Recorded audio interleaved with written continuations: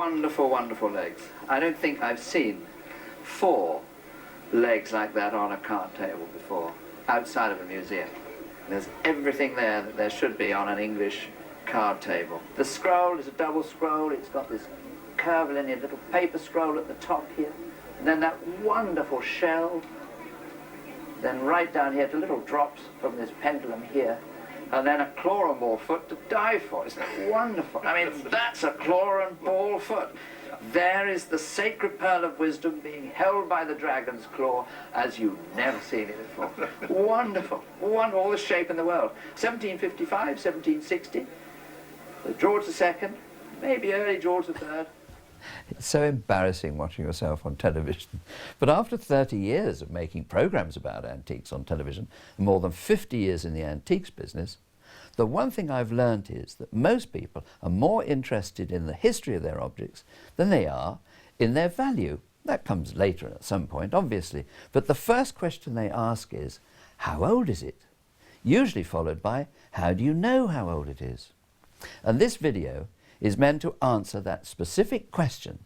I'm going to show you the means I use to be able to look at something and tell how old it is, where it might have come from, in fact, its entire history, quite quickly and easily. I call it speed dating, and it is easy, and if I can do it, so can you.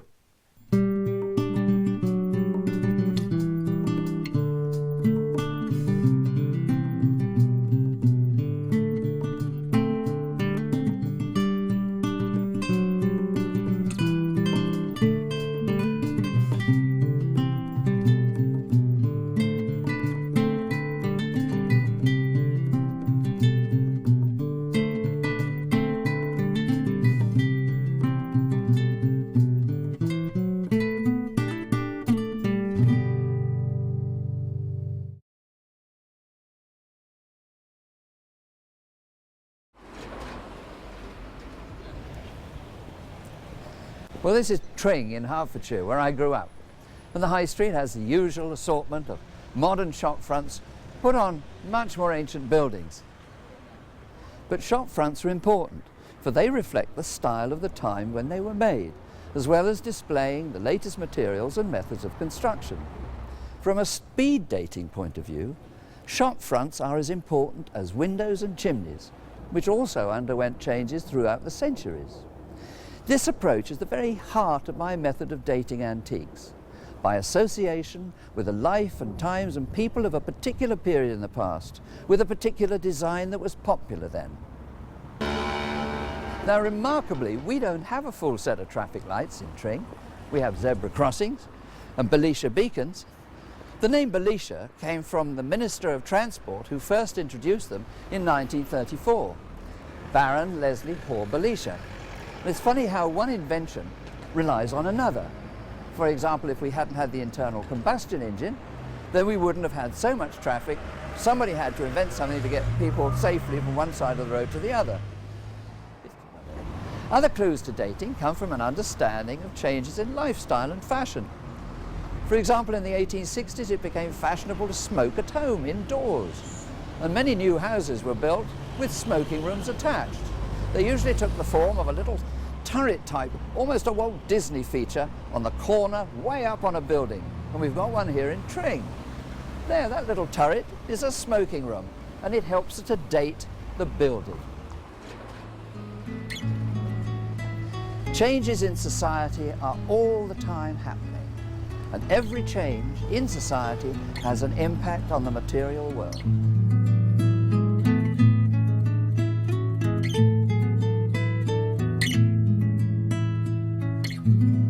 One of the many aspects that helps us with our speed dating is shape. Now, each era in our history has thrown up a shape which gives us an immediate recognition of when something should have been made.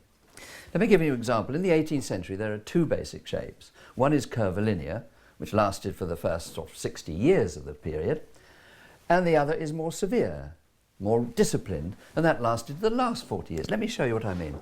The first one was actually based on an architectural feature, the balustrading, which went round the outside and later inside of our great houses.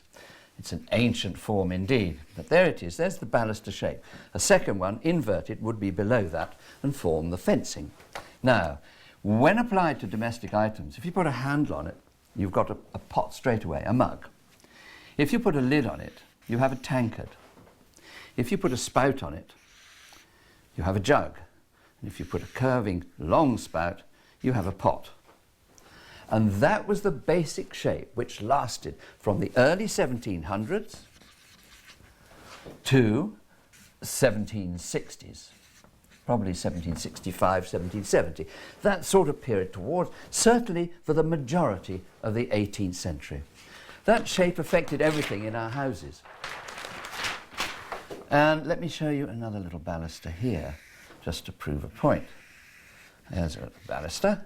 And if we do that with it, we have the back of a Queen Anne or George I, early George II chair from 1710 to the 1740s. And that was elaborated upon in the foliate period of what we call the Rococo style. But that was the basic shape, curvilinear, no straight lines. And if we look, after the 1720s, we started to have tea in polite society. We developed mahogany as well. And here we've got a top, and that was the basic shape for a little tea table, of which hundreds were made between the 1730s, 1720s, 1730s, and the 1760s. Now, after that date, we turned to classicism, and that was based on another ancient form, but rather than architectural, it was a decorative form for utensils and ornamentation. And there we have a vase shape after the 1760s. The same thing happened in our homes in England. If you put a little handle on it, you had a cup. Put a lid on it, you had a tankard or a pot. And if you put a spout on it, you had a jug. And if you put that little spout on it, you had a pot for pouring hot water or tea or coffee or whatever. And that lasted from the 1760s to about 1800. It went on after that, but there was something quite important, and I'll show you in a second, about that shape. There, you see it repeated, and if we put some sticks in it, like that, then we have a chair from the Hepplewhite period, which we'll put some little arms on it, square taper legs, elegance, and just a beautiful shape, but not before 1760, because we hadn't seen that shape in that form, which could be turned into domestic items. I just want to go back to that pot again. Let me just draw another one of these little vase-shaped things here. And here we have the base. And that became the very popular cream jug and or sugar basin of the early 1800s. This was made of, say, silver or Sheffield plate. Now, this was quite expensive to make, but popularity meant that everybody wanted something like this. So what they did was to make it acceptable to cut off this expensive part here and make 4 little ball feet and put some gadrooning around here. So by 1820, that, I'm going to copy that again, here was the shape of every granny's sugar basin and milk jug and teapot with a lid on that would have a straight spout with some gadrooning or fluting down the bottom there. After 1800, so 1800 for this shape, after 1815, say, that shape. You don't find that before. And it was purely an economic change that created that which I'm sure everybody will recognize. Okay, now that's very general. Let's be more specific. Let's look at the shape of legs on furniture, okay, piece of furniture. From the 1720s until about 1765, the most popular shape was a square, straight, untapering leg.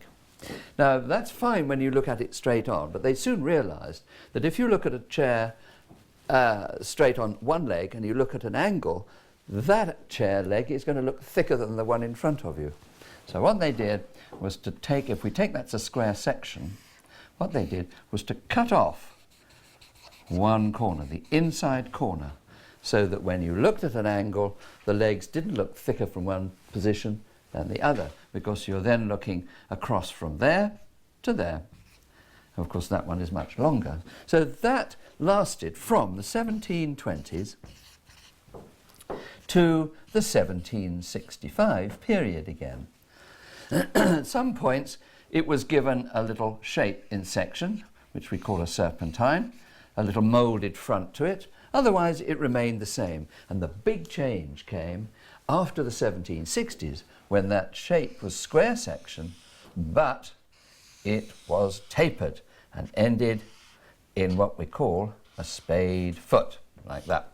Okay? And that is from 1765 to the 1800 period. Now, that remained the same, but instead of being square, they started to turn. Exactly the same shape in taper form, and this ended in a tulip form of foot, like that. Okay? And you'll find that from the 1760s to, again, 1800, but what we have to remember is, and this is a circle, right? This is a round section. The later the leg, by the 1790s, they had started to put some turned ring decoration to it. Some at the bottom now, and gradually, the more ring turning, the later the leg. So by 1810, 1815, you had that much turning on table and chair legs. So after you can say, after the turn of the century, the turn of the leg became more complicated. By 1820, legs on furniture had got much bigger, and I always like to remind myself that as the king, previously the Prince Regent, became larger, so did the furniture legs. Not fatter. Probably not the nicest way to say it, but it's a good aide de memoire.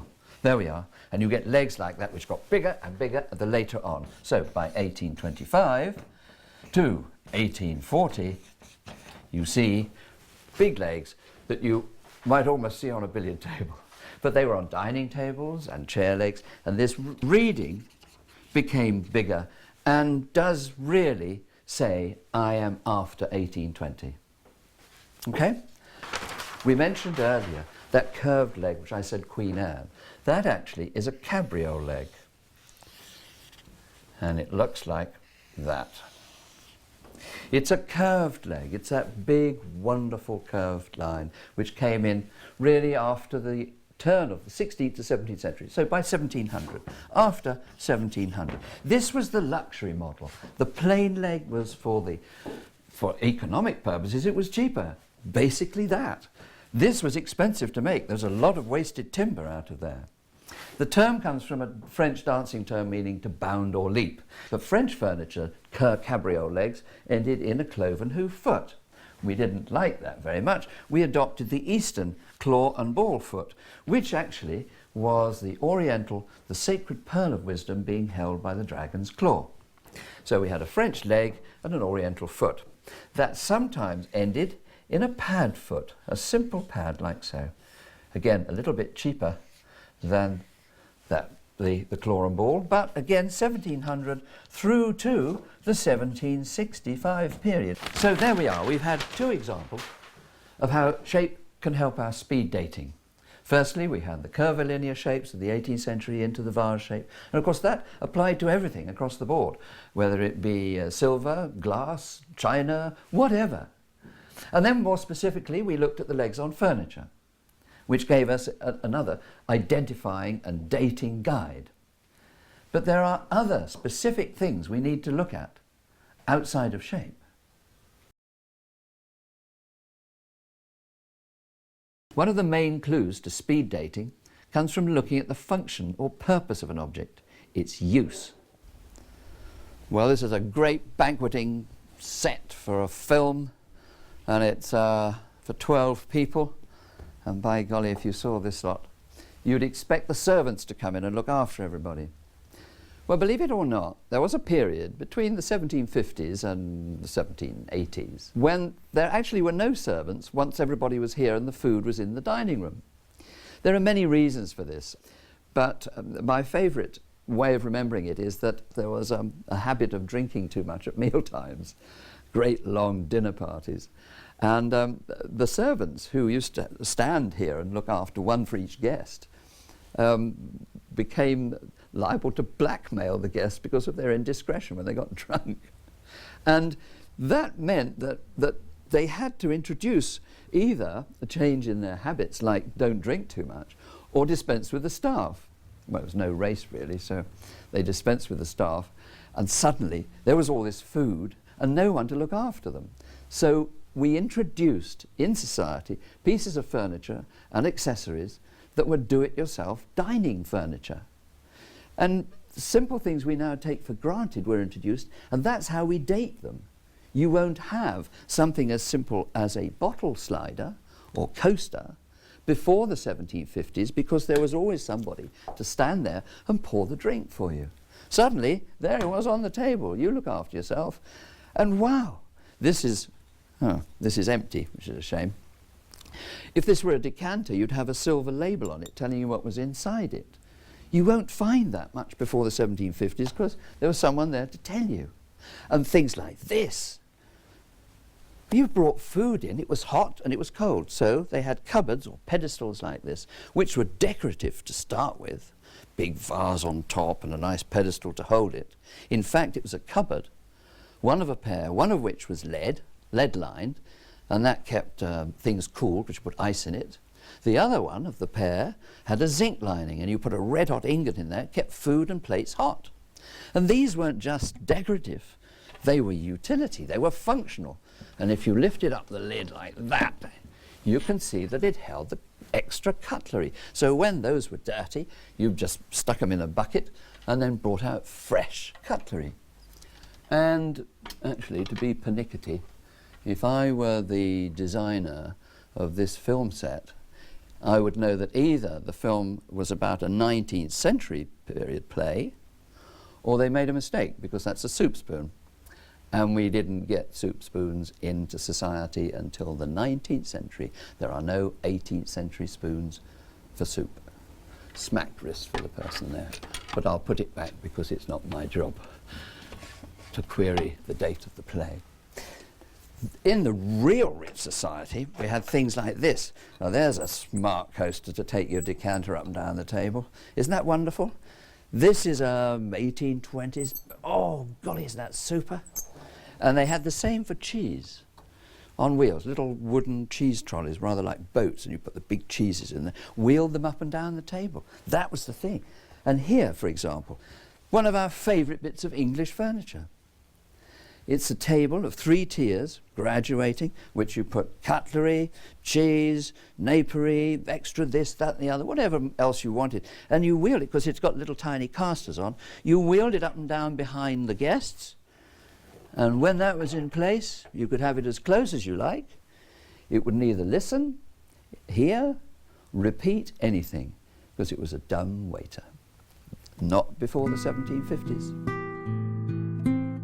The more you can read about social and economic history and about the evolution of inventions to solve the problems of the day, the better you'll become at dating things accurately from function and use.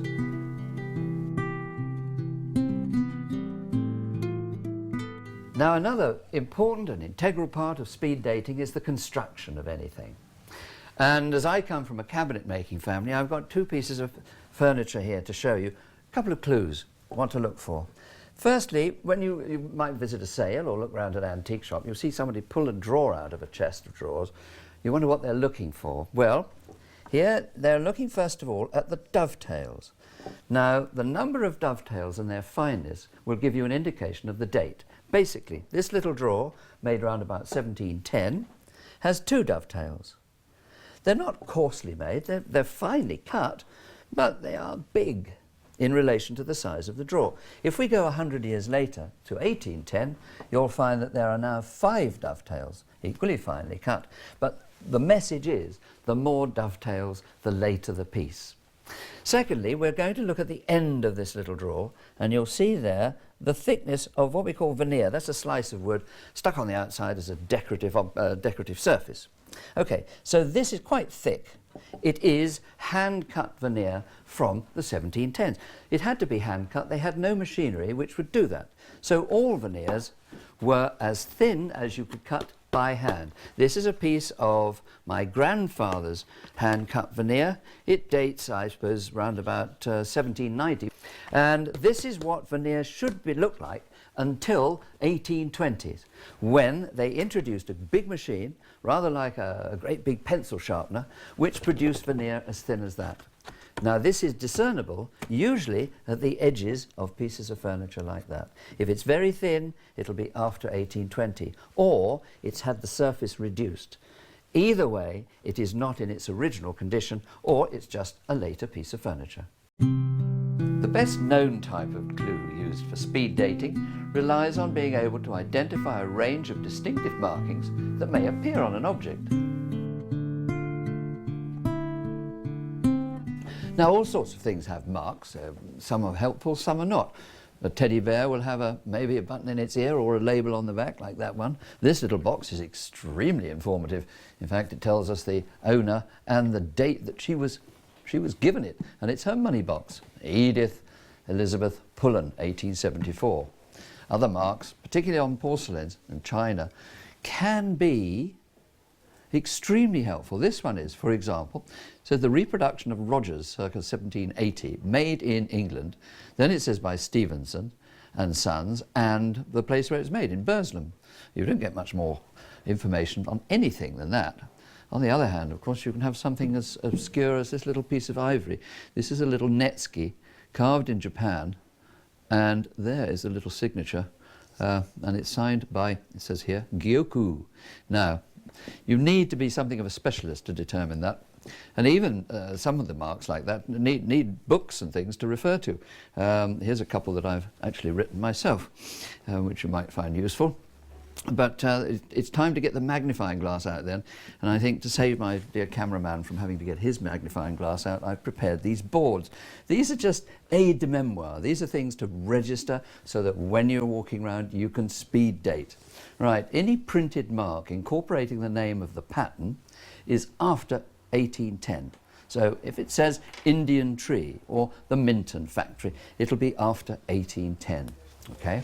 The use of the word royal in the manufacturer's title or trade name indicates a date after the middle of the 19th century. So remember, Royal Porcelain Works Worcester, Royal anything, will be after 1850. Any printed mark incorporating the royal coat of arms is 19th century or even later. So you've got Royal Patent here, or Royal Stone China. That'll be pretty near the end of the 1800s or 19th century, and maybe certainly into the 20th century. The words bone china, English bone china, etc., denote a 20th century date, so now we're getting even more close to home. The words made in the country of origin will be after 1900, certainly. And if you see these letters printed on metalware, silver or plate, it will stand for electroplated nickel silver or electroplated Britannia metal, which was a softer alloy. Then you'll know that it'll be after 1830, because that's when electroplating was first invented, or at least it first became commercially viable. And that brings us on to silver. Now, the story of domestic silver in England is an ancient one indeed. Legislation in the 1180s was necessary in order to prove a guarantee to the purchaser that the silver being bought and being made was of the correct standard. They produced a standard of silver. The maximum amount of pure silver to a hardening agent was 92.5% to 7.5% of hardening agent. In the early days, that was copper. Now, it didn't change the colour, so it was impossible to tell unless it was assayed or tested. And so to prove this had been done properly, a mark was struck on the silver as a guarantee, and the first mark was the King's mark in 1300. This later became a recognised mark as where it was tested. Next, of course, they had to trace the man who made it. And so a maker's mark, first of all a symbol after his name, this chap would be Mr. Bell, or later the initials of his name, was introduced in 1363. They then found it was necessary to also trace the man who tested the silver. This was a livery office position, which was an annual one. So, of course, they had to have a mark which changed every year. And this is probably the most important to our speed dating. It was known as the letter of the year mark. And each letter of the alphabet changed. When the alphabet was exhausted, they changed the shape of the font and the shape of the shield of the background. That came in 1478 and was known as the date letter or the assay warden's mark. Finally, in 1544, to prove that the standard was still good and not debased, they brought in the lion passant, that is a lion walking to the left and gently waving, in 1544. And you'll see those marks on silver throughout the 18th, 19th century and to the present day. Until it was actually altered with convention marks in the 20th century. These, therefore, are the marks that you're likely to see. This is the lion passant, that tells you the standard of silver is okay. This is the date letter, that tells you when the piece was tested and therefore most likely made. This is the town mark. Now, if this is Sheffield with a crown, and you can learn all these different marks, obviously, by buying one of those excellent little books. There is the maker's mark and his initials. And in 1784, an added mark was introduced, which was the king's head in profile, which proved that a duty had been paid. So there you have a full set of hallmarks after 1784, because there are 5. Prior to then would be 4 marks. And after 1891, there will be 4 marks again when the Queen's head came off. And here you can see, and this is the tricky part, Sheffield plate, which came in towards the end of the 18th century, often imitated the marks of silver, just to make it fashionable. It's an indistinct type of mark, but there is definitely a crown, there is definitely a date letter. It means nothing at all. Sometimes you'll find the names of the makers in Sheffield plate, but that is just a pseudo mark, so beware of those. Now, earlier I was talking, in fact I was drawing baluster shapes for you, and here is a baluster. Okay, there it is, that wonderful double curve. This is the centre part of a tripod table, that's where the legs went, and we know that's the sort of shape popular for table stems between 1720, 1765 to 1775. And here we've got the same shape as I drew. You add a spout and a handle, put a lid on it, and you've got a little coffee pot. Now we speed date not only from shape, but of course material also. Now as soon as I pick this up, it's very, very light. That tells me that it is a very refined pottery, which was first introduced in this country around about the 1750s. So this little pot won't have been made before that date. So we've got material after the 1750s, the shape from the early 1720s to the 1765, 1775 period, and we're refining it by combining both the use for coffee, the shape, and the material from which it's made. To bring you further up to speed with speed dating, we're off to a very special place in London.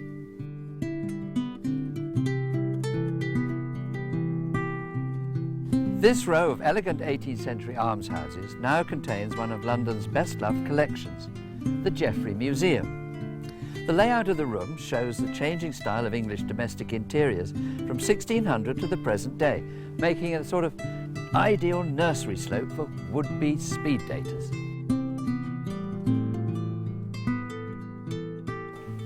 I've decided to start here in the newest room set in the museum to prove a point.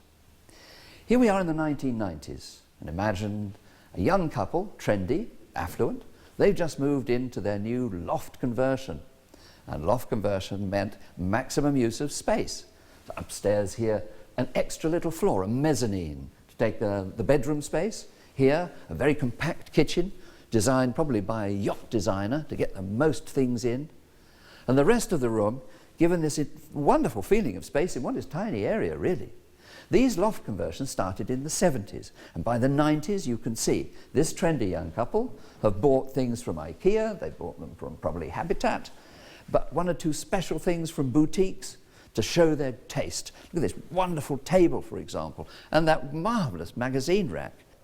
But look at the television. If this were the 21st century, it wouldn't be a big bulky thing like that taking up a floor space. It'd be a nice plasma screen on the wall and some DVD equipment underneath instead of an old VCR, and probably a couple of laptops.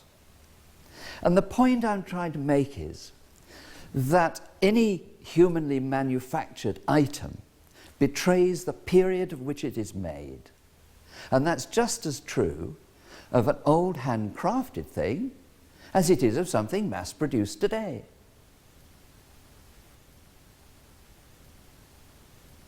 Well, now we're going to take a step back in time into the 1630s. This is the earliest room set in the Jeffrey Museum. You'll see they've recreated a hall. The hall was a communal activities room, usually upstairs over the shop. We already had wood panelling, but they've recreated it new. And of course, this is what it would have looked like. It wouldn't have looked old and crackled. It was new at the time. But they've compensated that by putting into it antique pieces of furniture, which are wonderful and prize lots in themselves. To serve food from, we have the buffet or court cupboard. Court cupboard doesn't mean it was made for court. It's a short cupboard. It comes from the French term short. This is where you served food from and then put the utensils in when the meal was finished.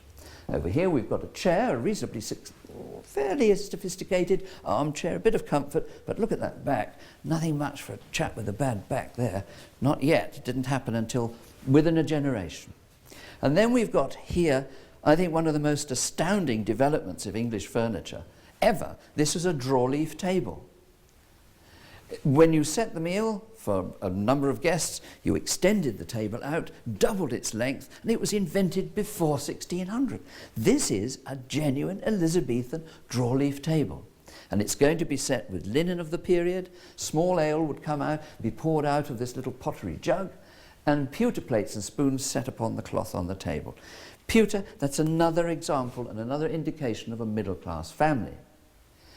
Wood for the poor, silver and gold for the rich, and pewter for the middle classes. There were no china plates at this time.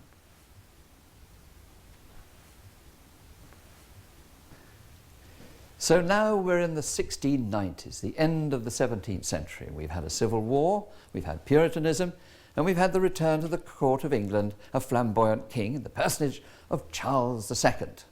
And he brought with him a lot of new ideas and new tastes from abroad where he'd been in exile, including the use of walnut. Walnut surpassed oak as a primary timber, and of course they still use both in many houses, as represented here. But we also had our first chinoiserie period. We loved anything from the Mystic East. We imported silk, and we imported spices, and porcelain, and cane. And for the first time, woven cane gave us lightness and some comfort to our seating furniture. Also, you'll notice here, very, very highly decorated backs to these chairs, pierced carving, and a barley sugar twist turning, which was all done on an old pole lathe. But you don't see it until after the 1660s. Didn't exist until then. Here we have the development of a drop leaf, so that the leaves fall down and are supported when opened by what's called a gate leg. That's a gate leg table. Again, a development from the 1660s in this form. This, in fact, is oak, and it shows the combination of the two, which a good middle and upper class family would have had.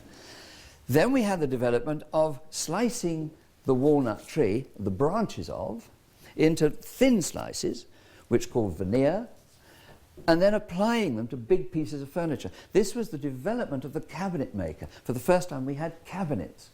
These were intended to house books, some porcelains, and writing materials. And that's because for the first time people were learning to read and write in the lower and middle classes, as well as just the aristocrats, scholars, and of course the church. And two final points that determine the date of this room. Firstly, the improvements in manufacture of glass, which could be covered with mercury, gave us larger mirrors than we'd ever seen before. And last of all, look at the panelling in this room. It's no longer bare wood and no longer little rectangular patterns. It's opened up and it's painted.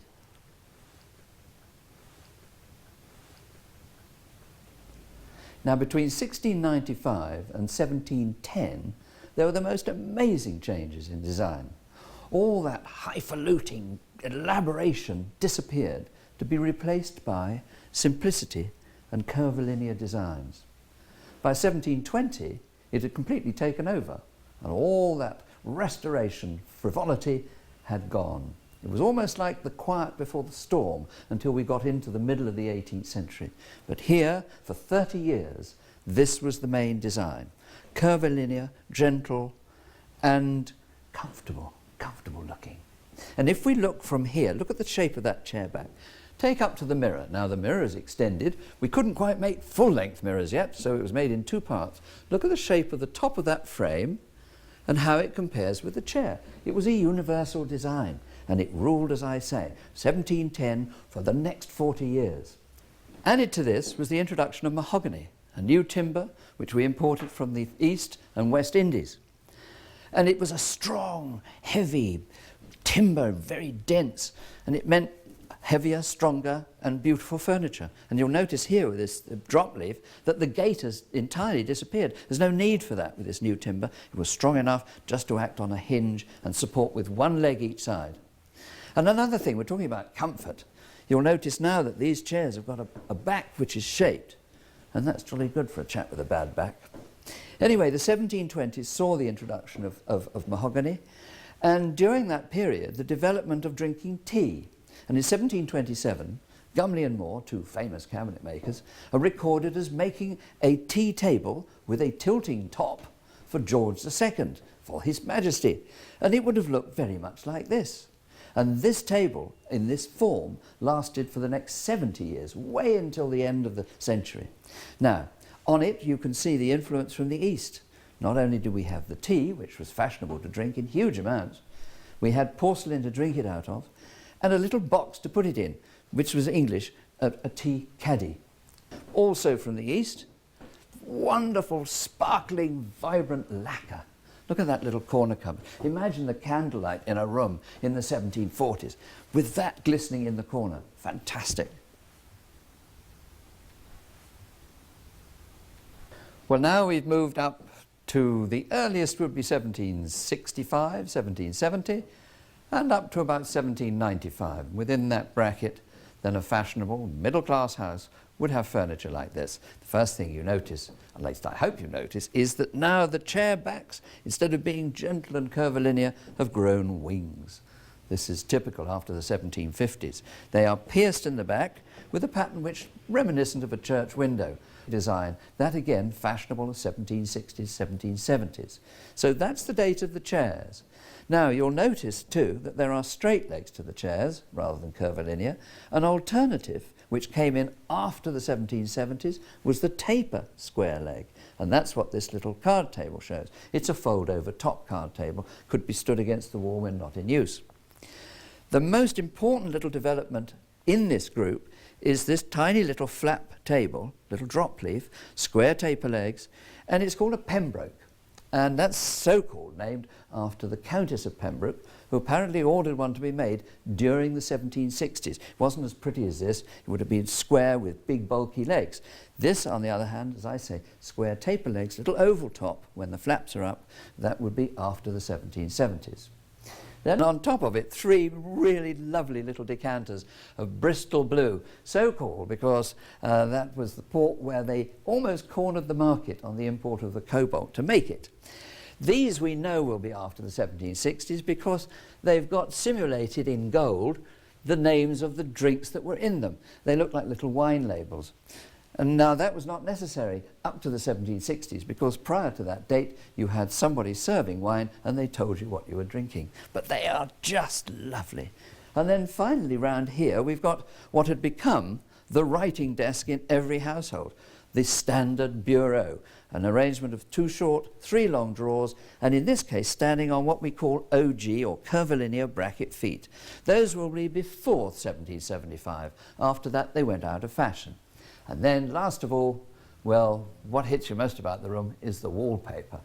Wallpaper, by this time, was fashionable, by the 1770s, but it had been used in great stately homes before then, but not in everybody's average household.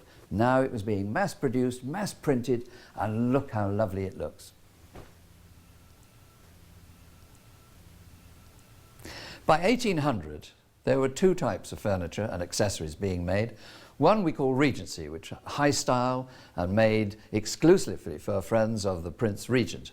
The other was what we call status quo furniture. This has gradually developed the last part of the 18th century into the 19th. If you like, it's more commercial. The other is extremely rare. We've got two examples here. Here's a commercial status quo piece of furniture, a little chair from round about 1825, 1830. Big crozier arms, nice wide entablature back, lots of comfort there, and a drop-in seat.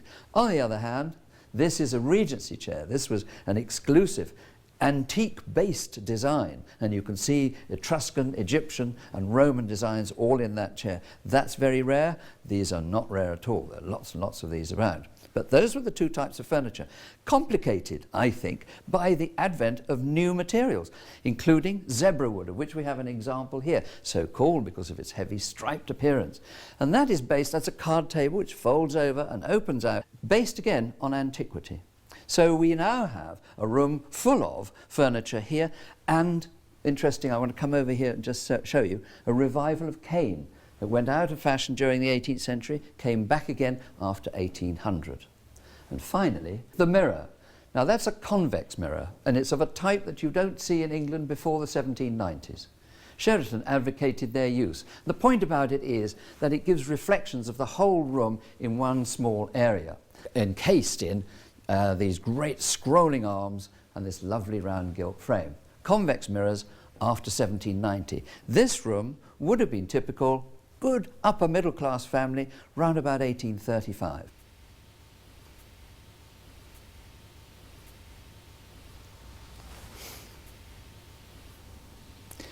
Well, you don't need me to tell you this is Victorian. It's, on one hand, it's not a great jump from late Regency into Victoriana, but on the other hand, there are so many developments which affected the designs of furniture at that time. There is a great jump. So some things were already there and they just modified them, and other things were affected by the introduction of wood carving machines, mass production in everything.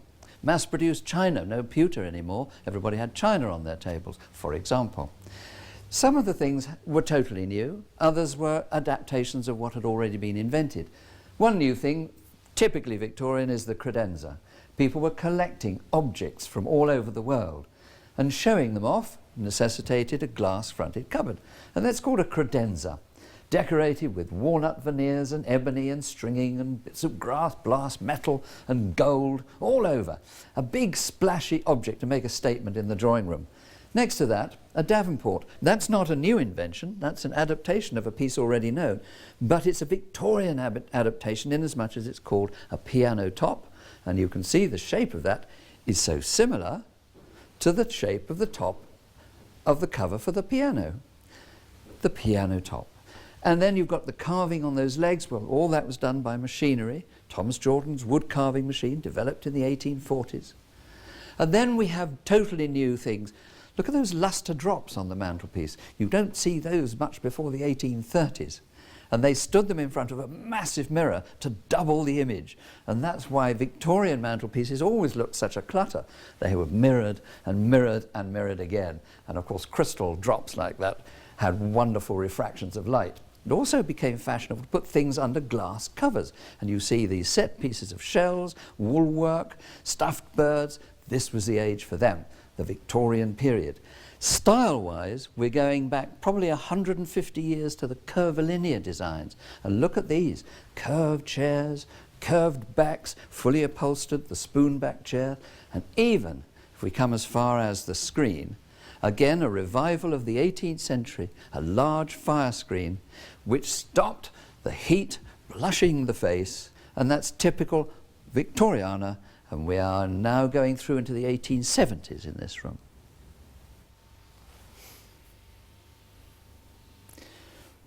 Right, now we're in the 1890s. That's only 20 years after the great flamboyant decorated room we just saw of the 1870s. And this room reminds me of the young couple who would have furnished the very first room we saw, the 1990s. They were affluent, they were trendy, and they were artistically sensitive to what was going on. By the 1890s, there had been this sort of rebellion against all that flamboyance and lack of discipline into a severity, of design. And here you can see it. But it's not totally English. It's based on quite disparate cultures. If we look here, you see the pictures. They're Japanese prints. They came after the 1860s. We'd opened up trade with Japan in the West. And a huge influence came in, so much so we had music like the Mikado, we had cloche hats and sunshades, and wallpaper and prints. And look at the frieze around the top. That's typical Japanese design. It's from nowhere else. And if we look round here, the severity of that chair, now, is that Japanese? Or does it remind you of a little Egyptian taste? We had the opening of the Suez Canal. We had Aida. We had Egyptian-style jewellery. And of course, we were still excavating at that time. So this was another high fashion. And just en passant, look what's happened to our little corner cupboard. The little bow front lacquered corner cupboard has got several mirrors and a clock in it. Isn't that wonderful? They used several mirrors in overmantels now rather than big mirror plates because it was less intrusive. At least that's what they felt. And over here, you'll see an arrangement of pots, which the young couple would have gone, not in this case to Habitat, of course, but to Liberty's, the then fashionable shop. To show what they'd bought, they'd place them in front of these multi-shelved and multi-mirrored overmantel mirrors. Developments in the porcelain and china manufacture meant that we got tiled surrounds on our fireplaces, going back to where we were probably 100 and 150 years before.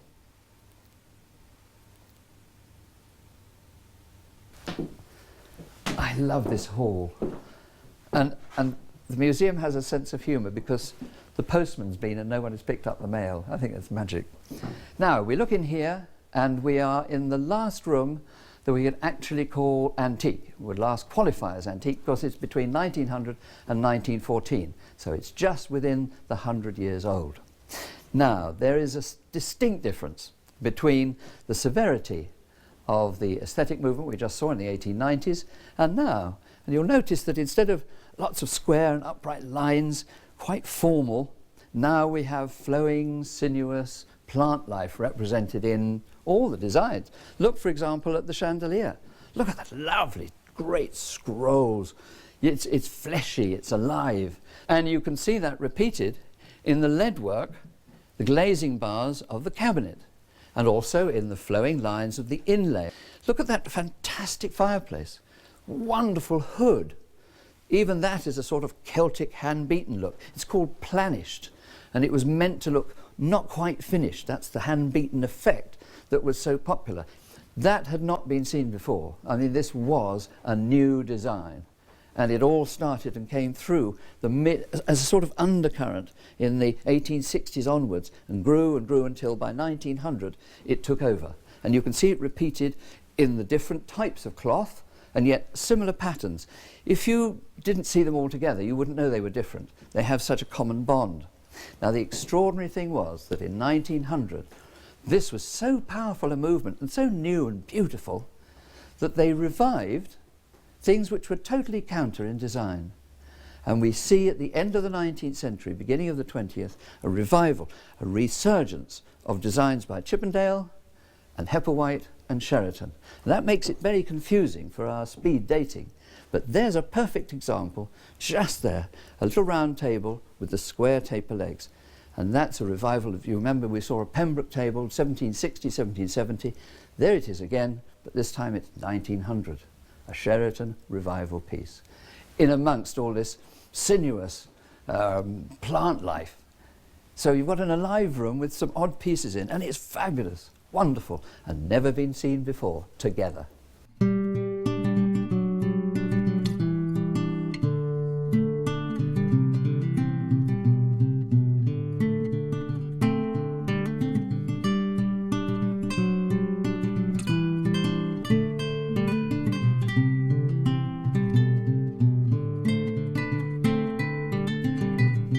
So, the Jeffrey Museum gives us a fascinating insight into the development of British interior design and decoration, which is a sound basis for speed dating our antiques.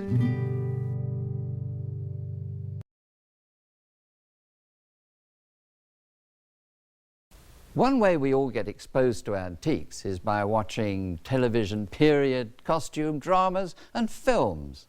And when we're looking at Cranford or Shakespeare in Love. How do we know that all those bits and pieces in the background are actually the right date? Well, the designers, decorators, directors, prop buyers for these programs come to somewhere like this. And I am in the largest repository for hiring props out to films and television anywhere in the world. And I'm here because it's the most perfect opportunity to try out our speed dating. One of the most useful items out of our houses today for speed dating is the candlestick. Now, candlesticks have been made of any material for hundreds of years. Wood, iron, steel, brass, copper, silver, Sheffield plate and gold. It's the shape now we have to look at to date the candlestick. And it's quite simple. There was a chronological development right the way through the ages. Start with this one. This is typical 17th century, late 17th century. A triangular base, in this case on 3 little feet, would stand even on any surface, and a good, bold, stocky stem with a sconce that would take a good fat candle. That's the sconce, that bit there. Okay, there's the 17th century, 1690, 1700, which by the beginning of the 18th century had changed. Not necessarily in height, because it doesn't matter really whether they're short or tall. This is an example of style and shape. This has a swept up column, sometimes round, sometimes faceted, with a shoulder, below, again, a fairly stocky sconce, and the development of a drip pan to stop the wax running all the way down. There's a slight well to the base, and then a stepped, in this case, square, cut-off corner base. Sometimes that could be circular, sometimes it was shaped. But that's a good 1710, 1725 at the latest candlestick. This case made of brass, would have been also silver. Now that developed into something much more foliate as the Rococo period came in. And also with the development of porcelain being made commercially in Europe by the 1740s, 1750s, you see candlesticks made of porcelain reflecting the foliate designs of the time. So here we have a little 3-branch Meissen candlestick, and it's got a circular base with a deep well. And that was very popular for about 25 years. So you've really got this shape from 1730, 1725, the earliest 1730, into the 1745-50 period. Because materials were coming in and being much more used commercially and available to people, huge amounts of candlesticks were made of silver and pewter. And this is what I would call the upper middle class candlestick for everybody's table. And it's, in this case, it's a shaped circular base, sometimes square, but usually with a little shell on each corner. There again, reminiscent the well base here, then a little knop, and then this lovely baluster. That is really pretty. And it's got a little leaf at each little sort of flute there. And then a shoulder, which has got a sort of shell pattern to it, plain sconce again, and originally might have had a drip pan. Some did, some didn't. But that 1735 to 1760, that was the candlestick that everybody had. Now, let's compare these two. After the 1760s, the age of classicism came in, and look at the difference. Not the size, but the shape. Here you've got the vase shape, the taper, and of course that wonderful oval, as against all the sort of frills and furbelows on this one. So from fancy, we went to plain and beautiful and elegant. There's the vase shape here, the same taper stem, repeated here in the top. Absolutely unmistakable after the 1770s. 1785, 1790, end of the 18th century, marvellous. Unmistakable from that period. Now, we then went into a revival of the Rococo period in the 1830s. And this is one of that. Here we've got lots of Rococo work, shells and scrolls and frills and furbelows. But this has to be a revival piece. It has to be a later one because it's telescopic. Isn't that clever? About 1830, 1840. And providing it stays up, it's okay. And the idea was that as the candle burnt down, you could raise the stick up, and so that you still had an uninterrupted view of your guests sitting around you. It's thought of everything. Finally, we've come to what I call everybody's Victorian candlestick. This is in brass, sometimes made in silver, mostly in brass though. And it has a charm. Imagine when this was new, these little diamond cuttings on the knob here would have reflected some light, either from the gas lamp, the oil lamp, or another candle. So you have a plain circular sconce, then you have this little diamond cutting, always faceted like that, from the 1850s right through to the end of the century. Then you've got another knop and then a little vase, which has got 3 or 4 rings graduating down, tapering down to a little stem, and then a square stepped base. The well is gone now, that's disappeared, and then just the corners cut off. And I've got a pair of these at home, and I still use them. Jolly good too. After the 1750s, the English aristocrats continued to go on the grand tour, and they found for the first time how the ancients in Greece and Rome had furnished their houses, and they used as a basis this vase shape. And from the 1760s, it took over English domestic design. It's the back of a chair, it's the shape of a silver pot, it's a piece of jasperware from Josiah Wedgwood, or it's a plaster ceiling decoration. It was total. It swept away all the curvilinear designs from before and came out into this basic shape. The details on it give us clues too. Look here, what we would call a little bead edge. If you turned over a spoon and saw that on the handle, you know it was after 1760. With that came other details that we used on furniture and other decorations. Listen, look at that lovely scroll there and this little honeysuckle leaf. It's a formalised honeysuckle. And this sort of group of palmettes coming forward. And if we turn around and we come over here, you see that repeated on this bench foot. Now, a lot of this, you'll see, is Egypt. Well, by the early 1800s, we started excavating in Egypt as well. And Egyptology came into it. And so this is an amalgam of ancient civilizations put into a fashionable piece of furniture. We know that this was designed and drawn by a man called Thomas Hope and published in 1807. And this was the beginning, really, of the publication of designs in fashionable magazines, not just tradesmen's catalogues. And so we can date quite accurately from the early 1800s the rapid changes in design and development in manufacture. This is high-style Regency. Dramatic, wonderful, inspired, not the easiest thing to live with. Well, for speed dating, I feel like a kid in a sweet shop. I mean, there's everything here. Look, crowns. If I were doing something about heraldry, we could use those. And with our tripod tables and gramophones and globes and... Here we are, speed dating. Look at this, fire irons. Now, simply looking at that, you can tell that this should be from before the 1770s, the typical mid-18th century. Baluster shape, lots of folio design, chasing, gilt bronze or gilt brass at one time, that's all worn away, but that was one metal, and then onto a steel shank for these 2 tongs. Fantastic. So that's early. Then after, look at this, perfect shape for after 1775. No question. You wouldn't get that shape before then. The age of classicism, the vase shape, flame finial, perfectly plain and really elegant after 1775. If we go right to the end of the 19th century, look, Art Nouveau, unmistakable. Art Nouveau, never discovered before, not used before. This is fantastic, 1890 to 1900.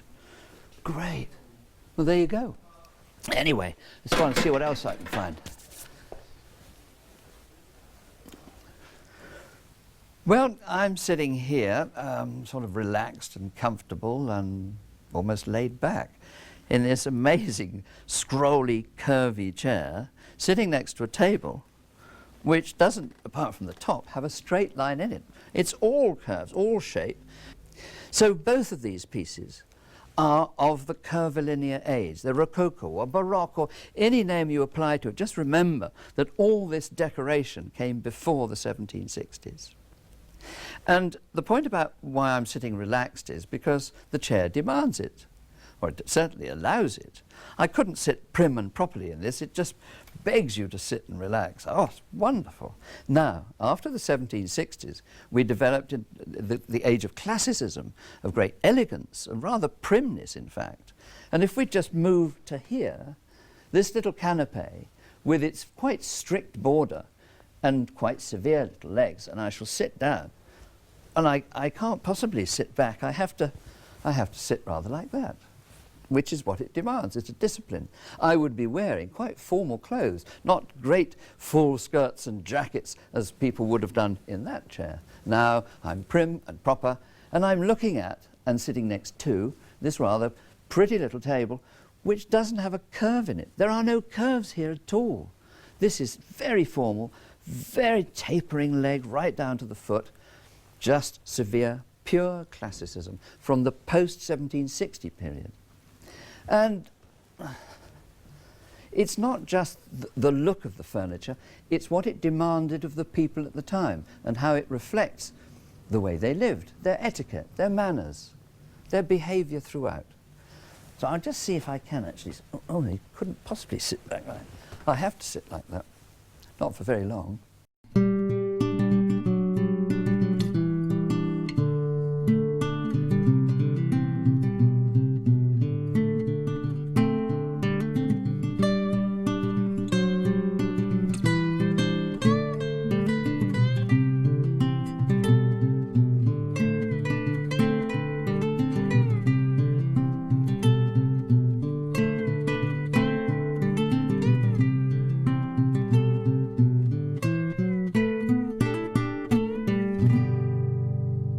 So I hope now you're getting the idea of this overall picture that is created from shape and use of material to speed date. And the next thing we have to do is keep practicing. You have to keep looking everywhere and apply those rules to everything you see, old, new, just to get it into your way of thinking. And we're very lucky in this country because we're never very far away from a good antique shop, which has usually got a range of fine things to see and just look at and enjoy. And also, we're not far away from one of our great stately homes. And in these places, you can see all of these lovely things in their original setting. So let's go and browse.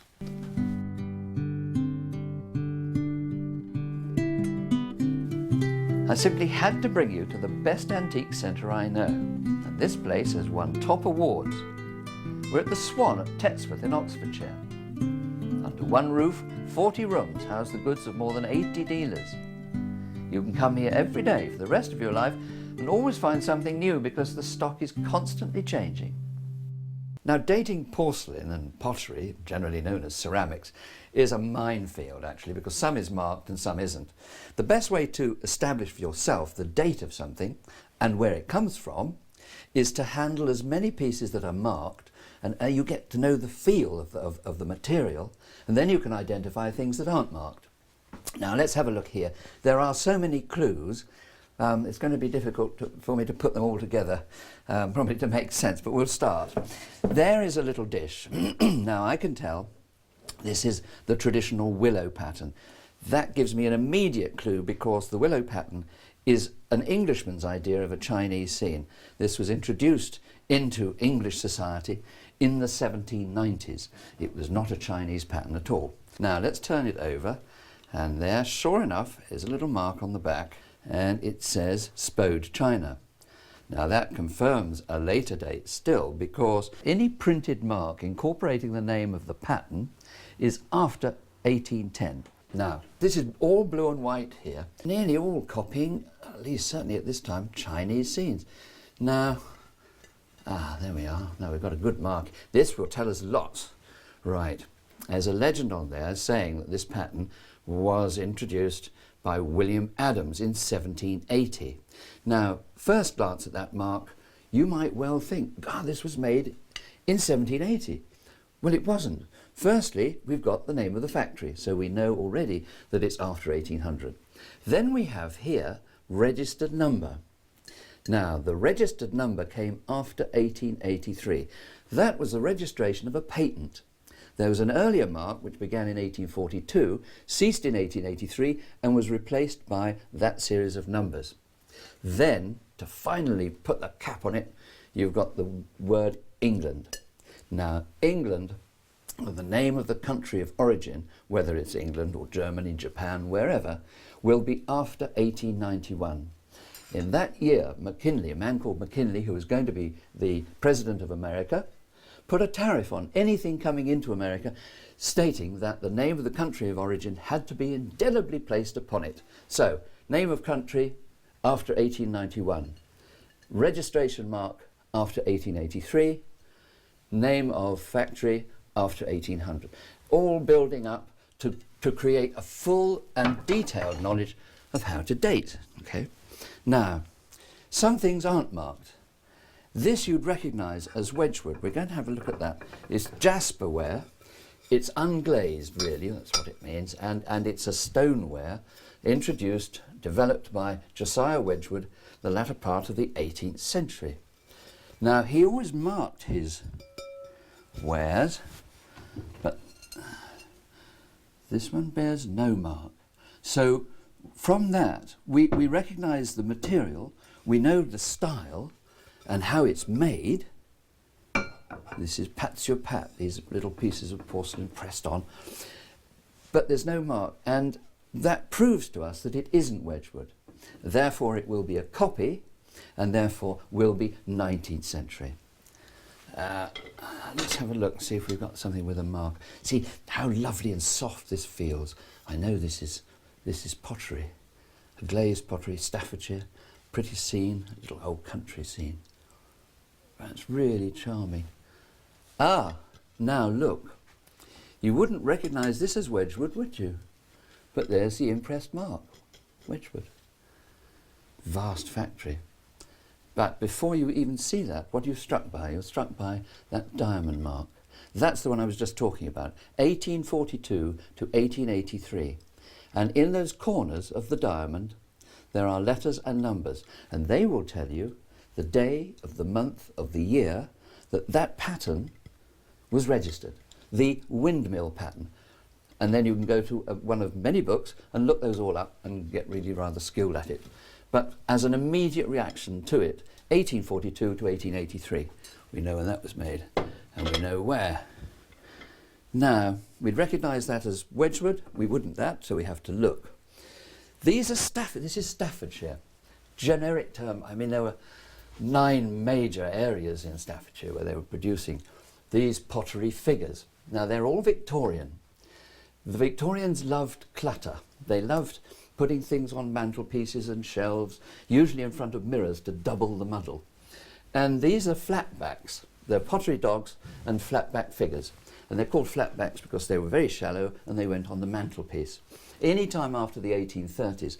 And the range was huge, from famous figures, they made images of national heroes, major criminals, houses, castles, famous places, little cottages that weren't famous at all. And these little dogs stood usually in the fireplace, below the flatbacks on the mantelpiece. And they were so popular, now I can tell you something else immediately, they were so popular they were copied in Bavaria. And the copies were of porcelain. And of course porcelain was heavier, in this case, than these little pot dogs. So if you have no trouble lifting it up, it's most likely to be Staffordshire. If it's a bit of a drag, then it's probably going to be Bavarian copy. But all after 1830, 1840, right through the 19th century. One thing you're certain to find in any antique shop is a collection of boxes. There might be an oak Bible box from the 15th century. It might be an apothecary's box from the 18th century. But most will come from the Victorian period, and they will be for every possible use. There are card boxes, there are jewellery boxes, and this one contains a load of cosmetics. That's a wonderful show, actually. That's a fantastic thing. I'm sure that would have been about 1850, 1860, maybe a little later. Among the most popular, particularly during the Victorian period, were these the equivalent, I suppose, of a laptop. Yes, there you are, a Victorian laptop. A little writing box. They were very popular as presents for young people when they became 21, round about 1850, 1860, but it's difficult to date. They made them for 70 or 80 years in basically the same way. And why not? It's a perfectly good object, why change it? This type became popular after the 1830s, the brass-bound military-looking or campaign-looking piece of furniture. This too, as you can tell from the side, has a sloping division which enables it to open up, and like this one, forms a writing surface. This has got the original little inkwells. They're rather nice. It always adds to the interest and the value because sometimes you can trace the makers. It's really nice, but although intended in the first place for campaigns, military or naval campaigns, most of them were made just as fashionable gifts. So, boxes everywhere. Let's go and see what else we can find. Speed dating cutlery is relatively easy, inasmuch as one has to remember that from the beginning of the 18th century, there were canteens of cutlery. We supplied our guests with them. This was the first time. It was a new practice. Prior to that, people took their own knives and forks and spoons with them. Forks were the latest thing to come in, and they weren't really popular generally until the late part of the 17th century, that is, after the reign of Charles II. They were two-pronged, then they became three-pronged, and by the end of the 18th century, they were four-pronged, or four-tined is the correct expression. I want to look at handle shapes from the 18th century. This is the first type of spoon that one would recognise from 1710, 1720, and it's called a Hanoverian pattern. It is, in silhouette, a spoon that turns up at the end, and in profile, it has just a simple taper from a bulbous top like that. That is the typical handle for the whole of the 18th century. The turning up at the end lasted until the 1760s, at which time the next spoon turned down at the end. And this is called an Old English pattern. Okay? So the Old English turned down, Hanoverian turned up. Now the big change came in the outline of the handle by 1800, and not much before. It had grown a little tiny shoulder here, either both on spoons and forks, and it had what we call this shoulder here, the fiddle pattern. That really, by 1795 at the earliest, after 1800, it lasted. Sometimes, on really fancy versions after the turn of the century, a thread was added, like a little line. That's called a fiddle and thread pattern. And then the final thing was to put a shell cast on the top like that, and that's called a fiddle, thread and shell pattern. Now, here's something that we take for granted, just a good average household wall barometer, still probably the best means of forecasting the weather. Certainly, I think so. But we tend to forget this has a very interesting history. It was invented during the middle part of the 17th century by a man called Evangelista Torricelli, who gave his name to the Torricellian barometer. Actually, of course, there were several things going on, and he wasn't totally the sole person, but he has the attribution of it. And what he did was to work on a theory that the vacuum inside a sealed tube, which had mercury in it, would be controlled by the barometric pressure. And of course, if you put a scale beside that, you could mark it, and up and down went the mercury. Now, he couldn't have done that if he hadn't had the assistance of another invention, which of course was the development of glass tubing, clear glass tubing. His first ones were huge drain pipes up the side of a house, and marvellous. Then the glass tubing enabled him to do it on a smaller scale altogether.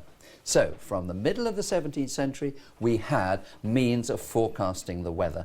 At the same time, other people were working on developing timekeeping. And this was done basically in two ways. One was a powered movement, the power coming from the weight on a chain over a toothed wheel, and controlled by an escapement, which clocked on another toothed wheel like that, and controlled by the swing of a pendulum. It was the pendulum swing that gave Galileo the first indication of how its uses might be varied for all sorts of things, and zoning in on timekeeping. And this was done again during the middle of the 17th century. Now, the first clocks were open, okay, and obviously worked on various things like candle power and water power. This was the first time there was accuracy. And they were little open movements, so you could see what was going on. By the 1690s, 1700s, they started to enclose them in hooded cases like this. Now, that's the invention there, and it developed into putting all those works inside a clock case, a long case, which concealed what they thought was ugly, but in fact it gave added work to the cabinet maker. Now that's that type of clock. The other type of mechanism was a spring in a drum, a steel drum, a spring which you could wind up to full tension and then release it, and the release was done on a controlled mechanism, very much like the escapement, and that controlled inside a smaller case. It didn't need long weights, it didn't need that at all. So we've developed bracket clocks. These too, by 1700 to 1720, the height of sophistication, most beautiful, wonderful movements, and the most accurate timekeeping. I mean, it's just amazing how early all these inventions were. Let's be a little more specific now. We've got the sort of shape, we know that can be after. How do we know the dates of these ones? Well, if we look at the maker, Mr. Evans on that one, and Salop, and here the maker, Mr. Barr from Edinburgh, those will be registered clockmakers. They have to register their names, and they will be in a book. You can find that list in the library. We could check up on the dates of these, but I can tell you from the case and the type of dial, this one will be around about 1820, 1830. It has to be a North Country case. It's great swags, this lovely swan neck top, columns, simulated inlay here, giving a classical look to it. A little bit of checkerboard around there. Typical 1820, 1835, that sort of period. Also, the fact that these little spandrels here, they are painted as the dial is. Now, painted dials came in round about 1750, 1760 as an option to the earlier metal dials. Here you've got a silvered dial. That's just a beauty. This form of round hood supported on this architectural pedestal base is typical of high-style Regency. And this is a late version of that, 1825, 1830, confirmed, I'm sure, by the maker. And finally, back where we started, to our little Victorian wall barometer. How do I know it's Victorian? Well, it's a combination of designs that never happened before the 1860s, 1870s. Okay, you've got an oak case, right? Now, that could be any time, but you wouldn't have the carving of these little scrolls and this stiff leaf foliage here with little pyramids, aren't they, around the outside. And then, most important of all, is the typeface, the font. These letters, that font, wasn't developed, wasn't invented until the 19th century. Never happened you don't find those letters in the 18th century. The best way of that is to visit a cemetery, and you can see the development and changes in the style with the dates, and they have to be contemporary. And this you will find in 19th century graveyards. Now, that may not be too cheerful, but it's a great guide, great guide. Then the combination of these little scrolls and that leafage again, all that didn't come together until the last part of the 19th century. That's how I know it's Victorian. One of the real bonuses about speed dating is that you actually double your enjoyment of anything you look at. Let me give you an example. I've got a picture in my book in front of me. It's a detail from a portrait of the Gough family painted by a man called Verelst in 1741.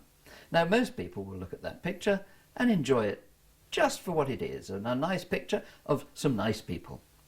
I look at it, and as well as the people, I can see the things that are in it, and they help confirm to me the dates of pieces of furniture and porcelain that I look at every day of my life.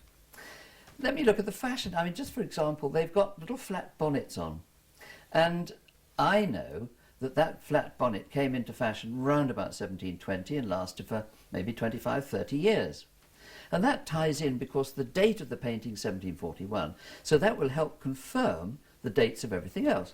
Now, we've got some little porcelain teacups and saucers, little Chinese teapot, and a nice little tea caddy in the centre. But in the front, there is a lovely bulbous tea kettle on a tray on what we call a little kettle stand. This is a tripod table, a little turned stem, and that helps confirm to me the date of my little table here. And there it is. Now, I know that this is made between 1735 and 1750, but I can't be more precise about that because nobody dated English furniture. They didn't sort of inscribe it and sign it, unfortunately, but they did paintings. 1741 gives me a real solid date for that, and I know that's when it was made, and there it is, a lovely little bit of just before the mid-18th century, with all the signs of quality, beauty. What a little character. Now, made more interesting by that painting. So let's continue with that. Let's go and look at some real paintings and see if we can do it again.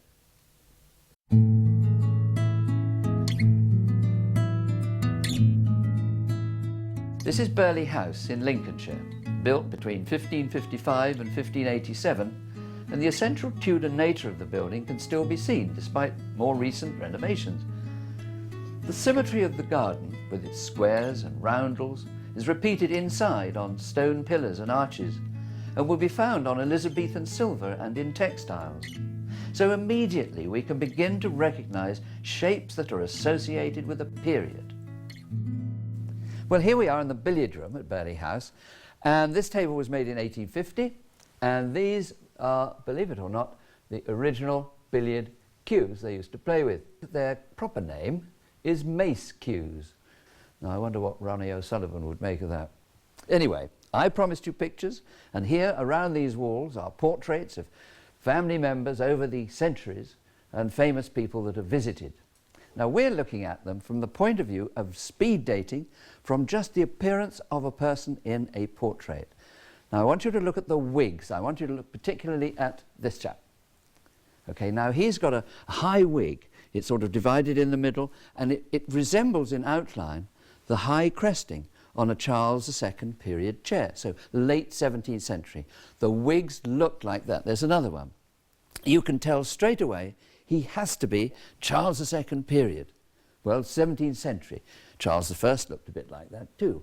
The main thing is it was a high wig and a long one and lots of curls. Gradually, during the 18th century, things got more subdued, as we saw with the Gough family, flatter hair, certainly with the ladies. By the 1770s, 1775, things got classical, as with furniture, as with objets, so with wigs on people's heads. And look at this fellow with the red jacket. You see? There's a very smart, very neat, grey little wig. Now, wigs started to get smaller and gradually, of course, were going out of fashion. This was hastened by a wig tax in 1795, which meant that people didn't actually pay the tax. They stopped buying wigs. So by the 19th century, you see very rarely anybody with a wig, probably an old man, that's all. And if we look here, 1795 to 1800, that chap is using his own hair. And here, this elderly gentleman, but a height of fashion man, 1800, 1805, no wig, just his natural hair. So when you look at a portrait now, and you see a man maybe coiffured hair, but it will be his own, it's most likely to be after 1800. Now here's another shape I hope you'll recognise immediately. Do you remember the portrait of the two women, the Gough family, at tea? They had their tea party, and in the centre was a little tiny tripod with a kettle on it. Now, do you remember the date of the picture was 1741? And that enabled us to date my little tea kettle stand, which was the same as the one in the picture, simply because it had this platform base. The legs didn't go straight into the column. They had a separate three-part piece of furniture here. Then this was separate, and then the tabletop was another thing. So we have exactly the same here. And that enables us to give a much more accurate date, because we know the date of the picture, we know the date of the tripod table. We know that this was a form popular by 1735, and I know that it continued until the 1750s. But now we can narrow it down because of that. With that, we look at what the use of this item is.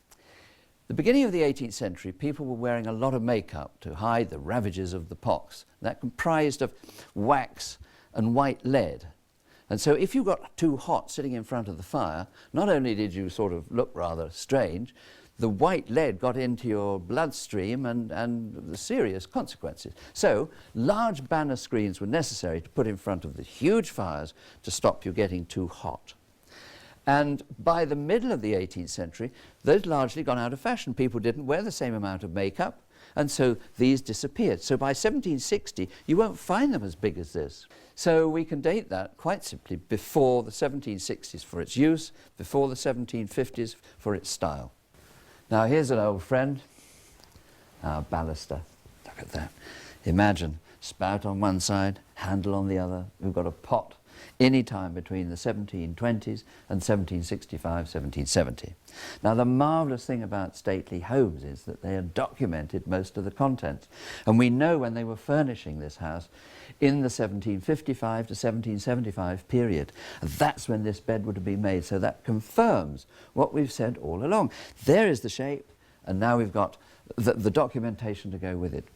Now, this, of course, is carved. This is the best, but we've seen it on pots, we've seen it on jugs, we've seen it in the chair backs, we've seen it on table stands, and now we've got it on probably the finest, grandest four-poster bed you could ever wish to see. Look at that. The height of Rococo, the height of flamboyance, 1765. Well, I said the last bed was fantastic. But this is unbelievable. I mean, is this a bed fit for a king or what? My goodness. Now, dating this, the first thing I look for would be the post at the front, and there is the baluster. But we know this can't be as old as the last bed we saw, because it is combined with classicism. And now you remember the big vase we saw in the hire workshop? Well, there it is. We know then that this will be later. A combination of those two designs means a later date. It has to be, at the earliest, this date, not the balustrading, okay? Then you've got all sorts of different Regency designs, these little floral bursts here, and wonderful oak leaves and branches and a rosette, and here the signs of mellow fruitfulness. And on top of each front post is the crown. And indeed, when we look further for a regal connection, there is the royal coat of arms at the back. The interesting thing is, this bed was actually made, to start with, in 1795 for a visit of the Prince of Wales, but he didn't arrive.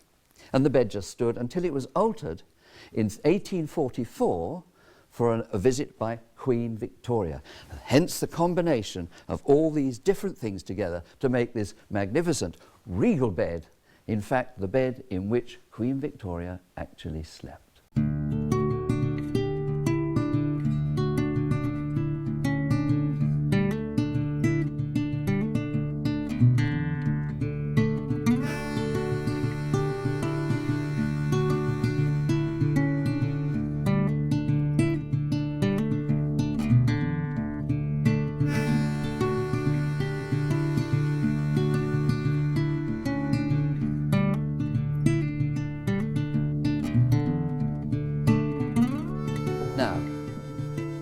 The discovery and delineations on a globe of countries all over the world will help us date the globe and also confirm whether or not the globe and the stand are contemporary, original. Now, I know from speed dating that this stand would be made between 1785 and 1810. Square taper legs, very, very elegant, very severe, and little square toe casters, and just beautiful mahogany with a little black border in there.